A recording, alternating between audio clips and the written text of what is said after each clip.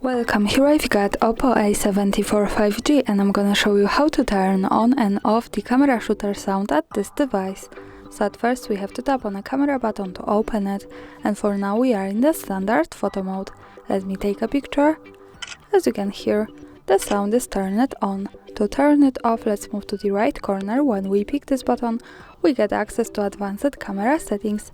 And here we have the shutter sound option, so by using the button from the right we can easily turn it off or turn it on as we need. Now let me keep it turned off. Let's move back to the camera and take another picture. And now we can't hear anything.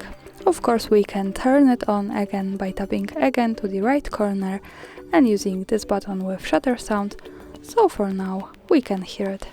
And that's all, thanks for watching, subscribe our channel and leave the thumbs up.